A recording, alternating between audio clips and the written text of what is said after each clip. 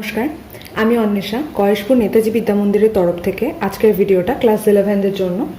আজকে আমরা যে টপিকটা নিয়ে আলোচনা করব সেটা হচ্ছে আরশোলার সংবহন। অলরেডি আমাদের আরশোলার ওপর দুটো ক্লাস কমপ্লিট হয়ে গেছে। আরশোলার প্রথমে ইন জেনারেল বৈশিষ্ট্য, তারপরে ক্লাসে করানো হয়েছিল আরশোলার পৌষ্টিকতন্ত্র। আজকে আমরা রক্ত সংবহন তন্ত্র সম্পর্কে পড়ব। তো আরশোলার রক্ত সংবহন তন্ত্রের মূল উপাদান হচ্ছে রক্ত হৃৎপিণ্ড। এছাড়া আমরা এই প্রত্যেকটা অংশকে আলাদা আলাদা করে ডেসক্রাইব করব। তো প্রথমে আগে আমরা জানি রক্তটা। আরশোলার দেহে যদি আমরা এরকম আরশোলাটাকে মারি, দেখবো একটা সাদা পিচ্ছিল অংশ দেখতে পাওয়া যায় বা একটা বেরোয়, যেটা কিনা আমাদের যেমন রক্ত হয় সেরকম হয় না। তো এই ধরনের অংশ কেন দেখতে পাওয়া যায়, কেন এতে রঞ্জকটা লাল হয় না? কারণ এর মধ্যে হিমোগ্লোবিন থাকে না, তার বদলে কি থাকে? হিমোসায়ানিন থাকে। তো রক্তের, আরশোলার রক্তের আর একটা নাম হচ্ছে হিমোলিম্ফ। হিমো বা রক্ত, হিমোলিম্ফ, LYMPH, হিমোলিম্ফ। পরীক্ষা অনেক সময় প্রশ্ন দেয় হিমোলিম্ফ কি, তখন বলতে হবে আরশোলার রক্তকে হিমোলিম্ফ বলা হয় কারণ এতে কোনো রঞ্জক পদার্থ থাকে না, তাই এটা বর্ণহীন হয় এবং এই জন্য একে বলা হয় হিমোলিম্ফ। এতে রক্ত এবং লিম্ফ মিশ্রিত অবস্থায় থাকে। আর আরশোলার দেহের যা ওজন তার 19% মানে 19% রক্ত থাকে। বর্ণহীন প্লাজমায় প্রায় 9 মিলিয়ন হিমোসাইট, হিমোসাইট মানে হচ্ছে হিম কথার মানে হচ্ছে রক্ত, সাইট কথার মানে হচ্ছে কোষ, তার মানে হচ্ছে রক্ত কোষ উপস্থিত থাকে। এবার আমরা রক্তের উপাদান পড়ব। যদি পরীক্ষায় প্রশ্ন আসে হিমোলিম্ফ কি 2 মার্কসের, তাহলে প্রথমে একটু বর্ণনা দিয়ে তারপরে লিখতে হবে এর উপাদান। উপাদান কি থাকে? প্রথমে থাকে রক্তরস। রক্তরসের আরেকটা নাম হচ্ছে প্লাজমা। অ্যাকচুয়ালি এর দুটো মেইন উপাদান থাকে, একটা হচ্ছে রক্তরস আর একটা হচ্ছে রক্তকণিকা। তো রক্তরস বা যেটাকে প্লাজমা বলছি সেটাতে কি থাকে? এটা একটা জলীয় অংশ। বিভিন্ন প্রকার খনিজ লবণ যেমন sodium, potassium, calcium, fat, phospholipids এগুলো এর মধ্যে দেখতে পাওয়া যায়। এরপরে যেটা আমরা পড়বো সেটার নাম হচ্ছে হিমোসাইট। হিম কথার মানে রক্ত, সাইট কথার মানে কোষ, মানে রক্ত কণিকা বা রক্তকোষ। সারা দেহে এর সংখ্যা হচ্ছে 9 মিলিয়ন। একটি হিমোসাইটে একটি নিউক্লিয়াস থাকলেও অস্বাভাবিক অবস্থায় একাধিক নিউক্লিয়াস পরিলক্ষিত হয়। অর্থাৎ একটা কোষ, তার মধ্যে একটাই নিউক্লিয়াস থাকবে, কিন্তু কোনো কোনো ক্ষেত্রে যদি অস্বাভাবিক কন্ডিশন দেখা যায় তাহলে দেখা যাবে একটা রক্তকোষের মধ্যে অনেকগুলো নিউক্লিয়াস আছে। তারপরে আমরা জানবো প্রোহিমোসাইট। প্রোহিমোসাইট কি? এটা ক্ষুদ্রাকার হয়। প্রো মানে কি? পূর্ববর্তী অবস্থায়। হিমোসাইট তৈরি হওয়ার আগের অবস্থা। সাইটোপ্লাজমের ক্ষারধর্মী নিউক্লিয়াস থাকে এবং বৃহদাকার, এবং রক্তকোষের 23% থাকে এই পুরো কোষ। এর প্রধান কাজ হচ্ছে ফ্যাগোসাইটোসিস পদ্ধতিতে বিভিন্ন যে রোগ জীবাণু এদের শরীরে প্রবেশ করে তাদেরকে ধ্বংস করা বা খেয়ে ফেলা। তারপর আমরা যেটা পড়বো তার নাম হচ্ছে ট্রানজিশনাল হিমোসাইট বা পরিবর্তনশীল হিমোসাইট। এটা কি? এটা আয়তনে অপেক্ষাকৃত বড়। কার তুলনায় বড়? প্রোহিমোসাইটের তুলনায় বড়। অর্থাৎ প্রোহিমোসাইটে যদি কোষের নিউক্লিয়াস এরকম থাকে তাহলে দেখা যাবে ট্রানজিশনালের ক্ষেত্রে এরকম দেখতে পাওয়া যায়, অপেক্ষাকৃত বড়। এবং কি হয়? এর আয়তন 10 থেকে 20 ইউএম। এরা সাধারণত বিভাজনে অক্ষম, অর্থাৎ বিভাজনক্ষম বলতে চাইছে যে এরা বিভাজন করতে পারে, বিভাজনাক্ষম অর্থাৎ বিভাজনে সক্ষম। এরা ফ্যাগোসাইটোসিস প্রক্রিয়ায় জীবাণু ধ্বংস করে এবং সমস্ত রক্তকোষের 68% এই ধরনের সেল দেখতে পাওয়া যায়। এবার এইগুলো মোটামুটি এর প্রধান উপাদান। এছাড়া এর কাজ কি? আমাদের ক্ষেত্রে জানি আমরা রক্তের মাধ্যমে অক্সিজেন আর কার্বন ডাইঅক্সাইড পরিবহন সম্পন্ন হয়, কিন্তু এদের ক্ষেত্রে তা হয় না। এদের ক্ষেত্রে কি হয়? রক্তরস পাচিত সরল খাদ্য পরিবহন করে, অর্থাৎ রক্তের প্রধান কাজ হচ্ছে সরল খাদ্য পরিবহন করা। দেহে জলের আধার রূপে কাজ করে। রক্তের হিমোসাইটগুলো কি করছে? ফ্যাগোসাইটোসিস পদ্ধতিতে, যেমন প্রোহিমোসাইট, ট্রানজিশনাল হিমোসাইট, ফ্যাগোসাইটোসিস পদ্ধতিতে কোনো রোগ জীবাণুর মধ্যে প্রবেশ করলে তাদেরকে ধ্বংস করে দিচ্ছে, মেরে ফেলছে। রক্ত নাইট্রোজেন ঘটিত বর্জ্য বস্তু রেচন অঙ্গে পৌঁছে দিচ্ছে। রক্তের মাধ্যমে বিভিন্ন অন্তঃক্ষরা গ্রন্থির ক্ষরণ কার্যকরী অঙ্গে গিয়ে পৌঁছাচ্ছে। এইগুলো হলো রক্তের কাজ। রক্তের কাজ যদি 2 মার্কসে থাকে তাহলে সেক্ষেত্রে মোটামুটি 4টে উল্লেখ করতে হবে। তাহলে প্রশ্নটা এরকম দিতে পারে এখান থেকে, হিমোলিম্ফ কি? আমরা সেক্ষেত্রে লিখবো হিমোলিম্ফ মানে হচ্ছে আরশোলার যে রক্ত সেটার একটু বর্ণনা দেব, তারপর তার উপাদান লিখবো। নেক্সট পয়েন্টে আমরা যেটা লিখবো সেটা হচ্ছে উপাদানগুলো লেখার পর এর কাজ লিখবো। এই পর্যন্ত চলে গেল হিমোলিম্ফ। এবার আমরা পড়বো একটা ইম্পর্টেন্ট জিনিস, সেটা হচ্ছে হিমোসেল। হিম কথার মানে হচ্ছে রক্ত, সিল কথার মানে হচ্ছে গহ্বর। আমি প্রথম দিনই পড়িয়েছি যে গহ্বর। তাহলে আরশোলার দেহ গহ্বর বা রক্ত বা হিমোলিম্ফ দিয়ে পূর্ণ থাকে, সেই জন্য এটাকে বলা হয় হিমোসিল। আরশোলার যে দেহ গহ্বর, অর্থাৎ আগের দিনই আমি আরশোলা পড়ানোর সময় দেখিয়েছি, এটা একটা আরশোলা, তার এটা হচ্ছে পুরো বডি, এই পুরো বডির ভেতরের অংশ বা গহ্বরটা, সেটা কি দ্বারা পূর্ণ থাকে? হিমোলিম্ফ দ্বারা পূর্ণ থাকে। হিমোলিম্ফ কি? রক্ত, আরশোলার রক্তকে বলা হয়। তো এটা দ্বারা পূর্ণ থাকে, এই জন্য একে হিমোসিল বলে। এটা পরীক্ষায় আসে 2 মার্কসে, এটা ইম্পর্টেন্ট। এই অংশটাকে সাধারণত বক্ষ আর উদর অঞ্চলে দেখতে পাওয়া যায়, দুটো আনুভূমিক পর্দা বা ডায়াফ্রাম দ্বারা গঠিত হয়। আর এইটার এই হিমোসিলের অংশকে আমরা 3টে ভাগে ভাগ করতে পারি। কি কি? Pericardial sinus, perivisceral sinus, perineural sinus. কি কি 3টে অংশ দিলাম, এটা খুব ইম্পর্টেন্ট। পেরিকার্ডিয়াল, পেরিকার্ডিয়াল কথার মানে হচ্ছে, কার্ডিয়াল কথাটাই এসছে হৃৎপিণ্ড থেকে। এটা পৃষ্ঠদেশে থাকে, পৃষ্ঠদেশ এর ঠিক নিচে টারগামের দিকে অবস্থিত, এটি হৃৎপিণ্ডকে ঘিরে অবস্থান করে, তাই এটার নাম হচ্ছে পেরিকার্ডিয়াল। পেরি মানে হচ্ছে পরিধি, কার্ডিয়াল মানে হৃৎপিণ্ডের পরিধি, তাই জন্য এটার নাম হচ্ছে পেরিকার্ডিয়াল। তারপরের অংশটার নাম হচ্ছে পেরিভিসেরাল। পেরি মানে আবার পরিধি বরাবর, সবচেয়ে বড় এবং বেশিরভাগ অন্তর্যন্ত্র সমূহকে আবৃত করে রাখে। অন্তর্যন্ত্র সমূহ বলতে বডির মিড রিজিয়নে যা যা পোর্শন থেকে, ক্রপ, তারপরে হচ্ছে আমাদের আলাদা আলাদা যে যে অঙ্গ, স্নায়ুতন্ত্র, তারপরে এদের রেচনতন্ত্র, এইগুলোকে ঢেকে রাখার কাজ করে পেরিভিসেরাল সাইনাস। এরপর হচ্ছে পেরিনিউরাল। পেরি মানে আবার আবরণ, নিউরাল কথার মানে হচ্ছে নার্ভ তন্ত্র বা নার্ভ, তার মানে যে অংশটা নার্ভ অঞ্চলকে ঘিরে থাকে তাকে বলা হবে পেরিনিউরাল। তাহলে 3টে অংশের নাম পড়লাম। পেরিকার্ডিয়াল, পেরি মানে পরিধি, কার্ডিয়াল মানে হৃৎপিণ্ড, তার মানে এটা হৃৎপিণ্ড বরাবর থাকে।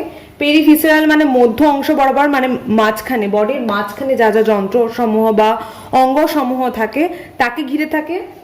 আর পেরিনিউরাল মানে হচ্ছে, নিউরাল কথার মানে হচ্ছে নার্ভ বা স্নায়ু, তাকে ঘিরে অবস্থান করে, তাই এটার নাম হচ্ছে পেরিনিউরাল। এই হচ্ছে 3টে হিমোসিলের মেন অংশ। এরপর আমরা যেটা সম্পর্কে পড়বো সেটা হচ্ছে আরশোলার হৃৎপিণ্ড। এবার আমরা যেটা নিয়ে আলোচনা করবো সেটা হচ্ছে আরশোলার হৃৎপিণ্ড। এটা কিরকম? আরশোলার হৃৎপিণ্ডটা মোটামুটি 30.5 mm পর্যন্ত লম্বা হয়, এবং মনে রাখতে হবে এটা পেশিবহুল হয়, সংবেদনশীল। এটা অনেকটা ফানেলের মতো দেখতে। আমি যদি এটাকে একটুখানি জুম ফরমেশনে আঁকি, জিনিসটা এরকম টাইপের দেখতে, এক একটা হৃৎপিণ্ডের অংশটা এরকম টাইপের দেখতে।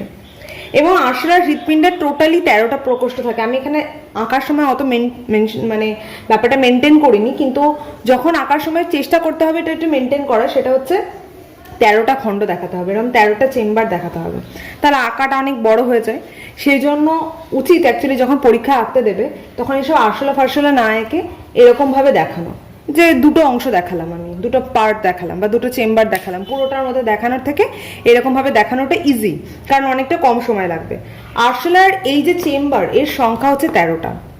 আরশোলার 13টা প্রকোষ্ঠ থাকে, এবং তার মধ্যে প্রথম 3টি বক্ষদেশের খণ্ডকে আর অবশিষ্ট 10টা উদর খণ্ডকে অবস্থিত। প্রথম 3টে, অর্থাৎ আমি এই 3টেকে মেনশন করেছি, এই 3টে বুক পর্যন্ত, এবং বাকি 10টা খণ্ড কিন্তু এর উদরে অর্থাৎ পেটের দিকে অবস্থিত।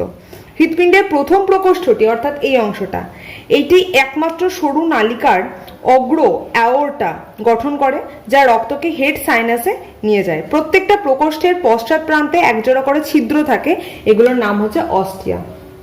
এই যে এরকম এরকম ছিদ্র থাকে, তার নাম হচ্ছে অস্টিয়া। হৃৎপিণ্ড এই অস্টিয়া নামক ছিদ্রের সাহায্যে পেরিকার্ডিয়াল সাইনাস থেকে রক্ত সংগ্রহ করে। আমরা একটু আগে পড়লাম যে হিমোসিলের ফার্স্ট পোর্শনটার নাম হচ্ছে পেরিকার্ডিয়াল অংশ, ওখান থেকে রক্ত সংগ্রহ করে এর মাধ্যমে এটা এর ভিতরে প্রবেশ করে। অস্টিয়াগুলি অরিকুলার কপাটিকা দ্বারা নিয়ন্ত্রিত হয়, ফলে হৃৎপিণ্ড থেকে রক্ত পেরিকার্ডিয়াল সাইনাসে আর প্রত্যাবর্তন করতে পারে না। অর্থাৎ রক্ত যেটা আমি বললাম হিমোকার্ডিয়াল সাইনাস, যেটা সেখান থেকে রক্তটা কালেক্টেড হয়ে এই অস্টিয়ার মাধ্যমে হৃৎপিণ্ডে ঢুকবে, কিন্তু উল্টো দিকে যেতে পারবে না। মানে হৃৎপিণ্ড থেকে আবার যদি মনে করো যেটা ফিরে আসবে এই গহ্বরে, তাহলে সেটা আর হবে না, এটা সরাসরি হেড সাইনাসে চলে যায়। আরশোলার যে মাথা পর্যন্ত অতদূর পর্যন্ত বিস্তৃত থাকে। এরপরে আমাদের যেটা জানতে হবে অ্যালারি পেশি, খুব ইম্পর্ট্যান্ট। অ্যালারি পেশি 2 মার্কসের জন্য দেয়। অ্যালারি পেশি হচ্ছে পাখা আকৃতির হয় এবং 3 কোণা বিশিষ্ট, এই যে 3 কোণা, ত্রিকোণাকৃতি হয়, এটা ফ্যান বা পাখার মতো দেখতে হয়। এই পেশির সংখ্যা পরীক্ষায় শর্ট কোশ্চেনে দেয়। আরশোলার প্রকোষ্ঠ আর এই সংখ্যাটা একটু ভালো করে বুঝতে হবে। আরশোলা যখন বলবে প্রকোষ্ঠ কটা হৃৎপিণ্ডে, তখন আমরা বলবো 13টা, কিন্তু প্রথমটা আমি বলেছি প্রথমটা অ্যাকচুয়ালি এই হেড সাইনাসের মধ্যে অনেকটা ঢোকানো অবস্থায় থাকে, তাই প্রথমটার দরকার নেই। পরবর্তী থেকে সবকটা এরকম অ্যালারি পেশির মতো এরকম ত্রিকোণাকার ফ্যানের মতো অংশের সঙ্গে অ্যাটাচড থাকে। তাহলে আমি প্রথমটা যদি ছেড়ে দিই তাহলে আসলে আর কটা প্রকোষ্ঠ থাকে? 12টা। তাহলে এই 12টা প্রকোষ্ঠকে ঘিরে দুদিকে এরকম ফ্যান শেপেড পেশি দেখা যায়, যেটা কি করে ওকে আটকে রাখতে সাহায্য করে বা ঠিক পজিশনে রাখতে সাহায্য করে। এই জন্য অ্যালারি পেশির সংখ্যা হচ্ছে 12 জোড়া। জোড়া কেন? দুদিকে আছে তাই জোড়া। আর ফার্স্টেরটা ছেড়ে দিয়েছি তাই সেকেন্ড থেকে রয়েছে জন্য এখানে 12 জোড়া। এইটা কিন্তু যেন ভুল না হয়, অ্যালারি পেশির সংখ্যা 12 জোড়া, হৃৎপিণ্ডের প্রকোষ্ঠ সংখ্যা হচ্ছে 13টি। এবং এই যে প্রত্যেকটা অংশ কি করে, টার্গার সঙ্গে প্রশস্ত প্রান্ত এবং পৃষ্ঠীয় অংশটা যুক্ত রাখে। সংকোচনশীল অ্যালারি পেশি, মানে অ্যালারি পেশিটা সংকুচিত প্রসারিত হতে পারে। সংকোচনশীল অ্যালারি পেশির রক্ত সংবহনের হৃৎপিণ্ড থেকে অন্যান্য যেটা সিল থাকে বা হিমোসিলিক যে শূন্য স্থান থাকে সেখানে প্রবেশ করতে পারে। এইবার আমরা পড়ব হৃৎপিণ্ডে কি করে রক্ত সংবহন হয়, মানে পদ্ধতিটা।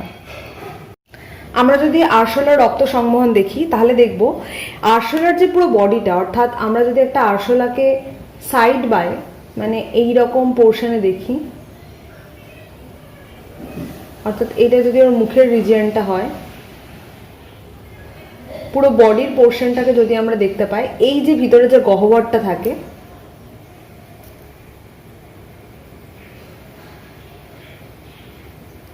এই যে বডির ভিতরে যে গহ্বরটা থাকে, এই পুরো গহ্বরটার নাম দিয়েছি আমরা হিমোসিল। এই হিমোসিলের মধ্যে, হিমোসিলটাকে আমি আবারও বলছি 3টে ভাগে ভাগ করেছিলাম। একটা ছিল পেরিকার্ডিয়াল সাইনাস। অ্যাকচুয়ালি রক্ত সংবহনের জন্য পেরিকার্ডিয়াল সাইনাসটাই বেশি দরকার হয়। পেরিকার্ডিয়াল সাইনাসের মধ্যে কি থাকে? রক্তটা থাকে হিমোলিম্ফ, এইটা দেখানো হচ্ছে।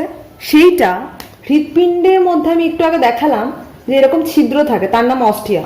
তো ওই অস্টিয়ার মধ্যে প্রবেশ করে, মানে সেটা হৃৎপিণ্ড প্রবেশ করে সেই হৃৎপিণ্ড থেকে মহাধমনীতে যায় এবং মহাধমনীর মাধ্যমে মস্তক মহাধমনীতে প্রবেশ করে। আমি একটু আগে বললাম, দেখিয়েছিলাম এইখান থেকে, অ্যাকচুয়ালি এইখান থেকে স্টার্ট হয় আরশোলার হৃৎপিণ্ড এরকম ভাবে, এবং সরাসরি সেটা কোথায় যায়? মাথায় যায়। মাথার যে মস্তক মহাধমনী সেখানে যায়।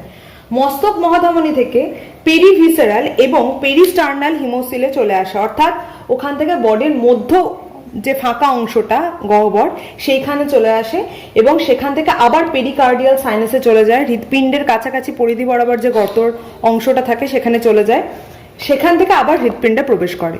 তাহলে রক্ত সংবহন তন্ত্রের এটা হচ্ছে ছক, যে ওই যেটা প্রথমে ছিল হৃৎপিণ্ডের কাছাকাছি যে গহ্বরটা অর্থাৎ পেরিকার্ডিয়াল সাইনাস, সেখানে যে রক্ত থাকে সেটা অস্টিয়ার মারফতে হৃৎপিণ্ডে প্রবেশ করে, হৃৎপিণ্ড থেকে মহাধমনীতে যায়, মহাধমনী থেকে সরাসরি মস্তক মহাধমনীতে গিয়ে পৌঁছায়, সেখান থেকে পেরিভিসেরাল এবং পেরিস্টার্নাল হিমোসিল অর্থাৎ সেই গহ্বরের মাধ্যমে আবার চলে আসে পেরিকার্ডিয়াল সাইনাসে, সেখান থেকে আবার হৃৎপিণ্ডের মাধ্যমে এই ছকটা পূরণ হয়।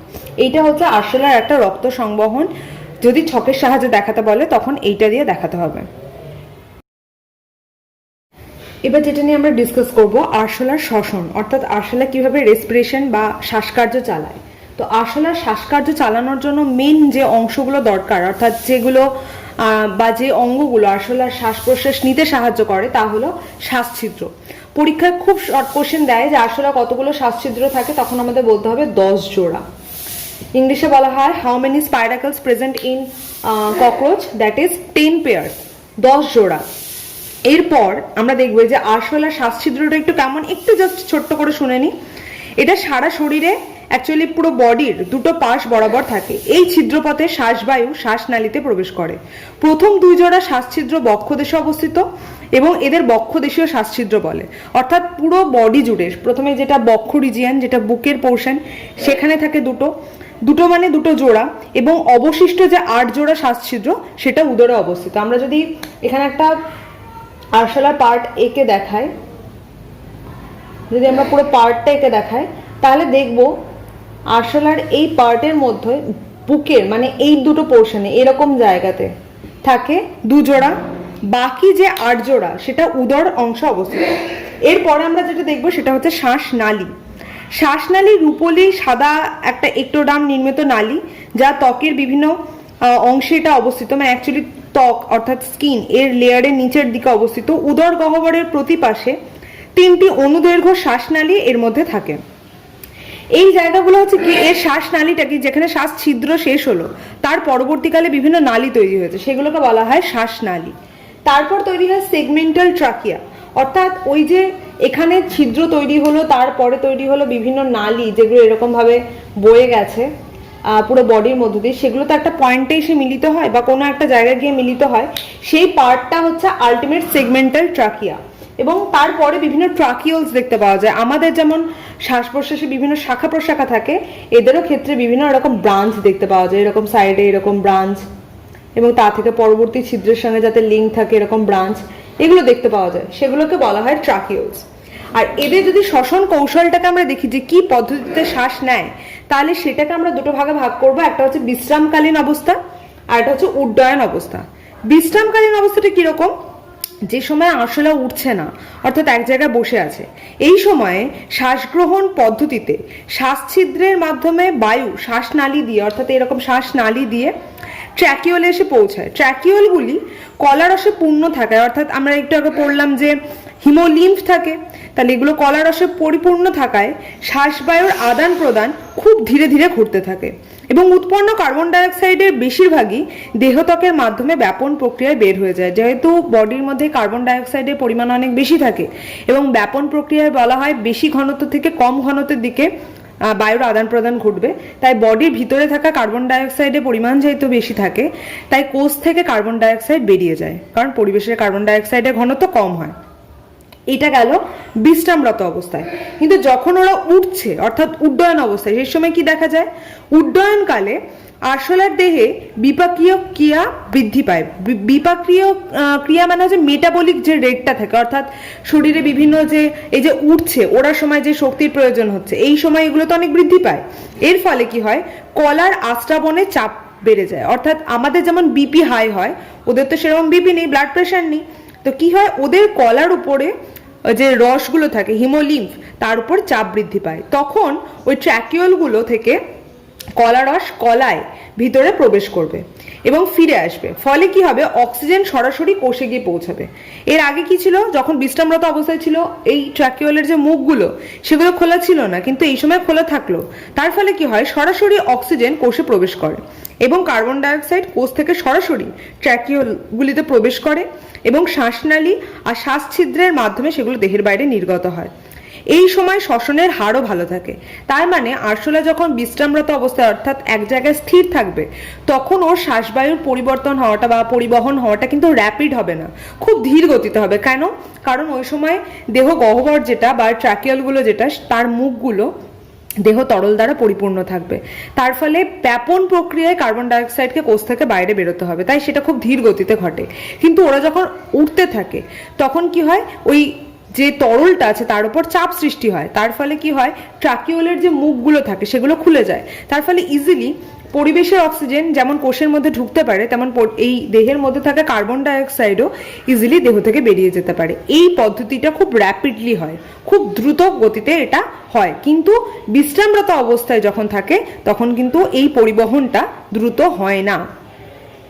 যেটা নিয়ে আমরা ডিসকাস করব সেটা হচ্ছে আরশোলার রেচন, অর্থাৎ আরশোলার শরীরে যে ক্ষতিকারক বর্জ্য পদার্থ তৈরি হয়, সেগুলো যে পদ্ধতির মাধ্যমে বা যে অঙ্গের মাধ্যমে পরিশ্রুত হয়ে দেহ থেকে বাইরে বেরিয়ে যায়, সেই পদ্ধতিটা হচ্ছে রেচন পদ্ধতি। এবং আরশোলার রেচন অঙ্গগুলোকে আমরা কয়েকটা ভাগে ভাগ করেছি। প্রধান অঙ্গটার নাম হচ্ছে ম্যালপিজিয়ান নালিকা, অর্থাৎ আরশোলার প্রধান রেচন অঙ্গ হলো ম্যালপিজিয়ান নালিকা, যেটা কিরকম হয়? খুবই লম্বা হয়, সরু হয় এবং অশাখ, অর্থাৎ এর মধ্যে এরকম কিন্তু কোনো শাখা প্রশাখা দেখতে পাওয়া যায় না।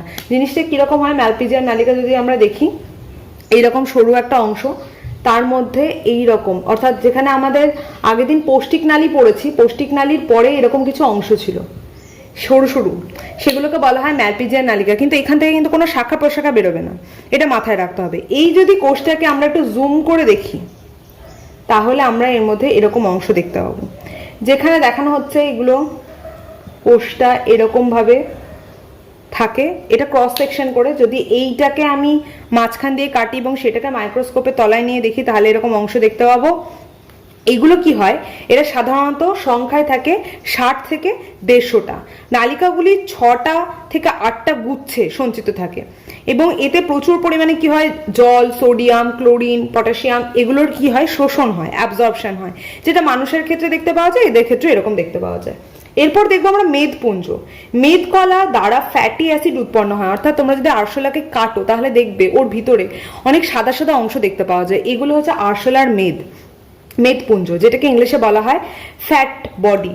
এগুলো দেহ প্রাচীরের নিচে অবস্থান করে এবং সমগ্র দেহের ওই শূন্যস্থানকে দখল করে থাকে। এগুলো সাধারণত কি হয়, বিভিন্ন তৈল বিন্দু দ্বারা পরিপূর্ণ থাকে। আরশোলার যে বৃদ্ধি হচ্ছে, এই বৃদ্ধি মানে যে বডির পোর্শনটা অর্থাৎ যখন বাড়তে থাকে, তার সাথে সাথে এই মেদপুঞ্জ বাড়তে থাকে। এগুলো এরকম সাধারণত হোয়াইট কালারের হয় বা হালকা ইয়েলোইশ কালারের হয়। ইউরিক অ্যাসিড এটাতে সঞ্চয় করে রাখা হচ্ছে এদের প্রধান কাজ। এরপর আমরা পড়বো নেফ্রোসাইট। নেফ্রো মানে হচ্ছে নেফ্রন অর্থাৎ রেচন রিলেটেড, আর সাইট কথার মানে হচ্ছে কোষ, অর্থাৎ বৃহৎ বর্ণহীন ডিম্বাকার নিউক্লিয়াসযুক্ত যে কোষগুলি এদের দেহের মধ্যে উপস্থিত থাকে, এবং এই কোষগুলোর মেন কাজ হচ্ছে দেহে যে রেচন বস্তু বা রেচন পদার্থ আছে সেগুলোকে একটা জায়গায় সঞ্চয় করে রাখা। এবং এদের ব্যাপার হচ্ছে সম্ভবত রেচনে এদের কাজ, মেন কাজ অর্থাৎ রেচনে সাহায্য করা, কিন্তু এক্সাক্ট কি করে সেটা কিন্তু জানা যায়নি। এবার আমরা যেটা জানবো সেটা হচ্ছে রেকটাল গ্রন্থি। এর মধ্যে বিভিন্ন রেকটাল গ্রন্থি দেখতে পাওয়া যায়। রেকটাল গ্রন্থি হচ্ছে মলাশয়ের প্যাপিলাতে, রেকটাল গ্রন্থি যেটা আমি বললাম, রেকটাল গ্রন্থি এটাও শরীরের মধ্যে থাকে। মলাশয়ের প্যাপিলাতে রেকটাল গ্রন্থি অবস্থান করে এবং এই গ্রন্থি সমূহ আরশোলার যে পৌষ্টিক নালীর অতিরিক্ত যে জল থাকে সেটাকে শোষণ করে এবং দেহে জলের ভারসাম্য বজায় রাখতে সাহায্য করে। আর এটা হচ্ছে বহিঃকঙ্কাল মোচন। এটা কিরকম জিনিস, আরশোলার নিম্ফ দশা অর্থাৎ এর যে ডিমের পরবর্তী যে দশাটাকে বলা হয় নিম্ফ দশা, সেই নিম্ফ দশায় দেহ গহ্বরে কিউটিকলের নিচে কিছু রেচন পদার্থ সঞ্চিত থাকে। ওরা যত আস্তে আস্তে বড় হতে থাকে তত ওদের ওই অংশটা মানে যে বাইরের স্কিনটা সেটা মোচন দেখতে পাওয়া যায়। এবং আরশোলা যখন ছোট জন্মায়, তোমরা যদি ছোট আরশোলা দেখবে তাহলে দেখবে ওগুলো হালকা ব্রাউন কালারের হয়, কিন্তু যতটা বড় হতে থাকে তত ব্রাউন কালারটা ডিপ হতে থাকে। মানে প্রত্যেকবার ওরা একটা করে খোলস ত্যাগ করে। খোলস কেন ত্যাগ করে, কারণ ওদের স্কিনের উপরের দিকে ওরা কি করে, ওই যেটা নিচের পোর্শনটা থাকে সেখানে ওরা কিছু বর্জ্য পদার্থ জমিয়ে রাখে এবং প্রত্যেকবার খোলস ত্যাগ করার সাথে সাথে বর্জ্য পদার্থগুলোকে বের করে দেয় ওরা। এদের প্রধান রেচন বস্তু হচ্ছে ইউরিক অ্যাসিড। এটা পরীক্ষায় খুব আসে। অ্যামোনিয়া, ইউরিয়া, ইউরিক অ্যাসিড এগুলো দেখতে পাওয়া যায়, কিন্তু প্রধান রেচন বস্তুই হচ্ছে ইউরিক অ্যাসিড, কারণ ইউরিক অ্যাসিড প্রায় 80 থেকে 90% এদের দেহে ক্ষরিত হয়। ম্যালপিজিয়ান নালিকা দ্বারা কিভাবে, যদি আমরা জিজ্ঞেস করি যে কিভাবে ম্যালপিজিয়ান নালিকার মাধ্যমে শোষণ হয়, তাহলে এটা বলতে হবে যে এই ম্যালপিজিয়ান নালিকা তার মধ্যে বেশিরভাগ সোডিয়াম, জল এগুলো শোষণ করে নেয় এবং নালিকার গহ্বরে ফেলে দেয়। নালিকার নিকটবর্তী প্রান্তে জল, সোডিয়াম, পটাশিয়াম এগুলো বিশেষিত হয়। এছাড়াও কিছু সহকারী কোষ থাকে, যেমন ফ্যাট বডি, নেফ্রোসাইটে যেগুলোর কথা বললাম, মেদপুঞ্জ, নেফ্রোসাইট এগুলো কিছু পরিমাণ রেচন পদার্থ অপসারণ করে। দুটো হিমোলিম্ফ থেকে রেচন পদার্থ শোষণ করে এবং মানে এইটা হচ্ছে এই দুটো অংশই হিমোলিম্ফ অর্থাৎ যে দেহ গহ্বরটা আমরা পেলাম মানে হিমোসিল, তার মধ্যে যে তরল থাকে তার নাম হিমোলিম্ফ থেকে রেচন পদার্থ শোষণ করে। এবং ফ্যাট বডির ইউরেট কোষ হিমোলিম্ফ থেকে ইউরিয়া শোষণ করে দেহ থেকে ওইগুলোকে বাদ দিয়ে দেয়, অর্থাৎ রেচন বস্তু হিসেবে দেহ থেকে ওগুলোকে বের করে দেয়। এই পর্যন্ত আজকে আমরা পড়লাম। তো এখান থেকে ইম্পর্টেন্ট কি কি প্রশ্ন আসতে পারে, যেমন এখান থেকে ম্যালপিজিয়ান নালিকা নিয়ে জিজ্ঞেস করতে পারে, নেফ্রোসাইট কি জিজ্ঞেস করতে পারে, 1 মার্কসের কোশ্চেন অনেক সময় দিয়ে দেয়, এবং আরশোলার প্রধান রেচন অঙ্গের নাম, ফ্যাট বডি কি, এই ধরনের কিছু কোশ্চেন এখান থেকে দেওয়া যেতে পারে। আশা করি তোমরা এগুলো আনসার করতে পারবে। Thank you.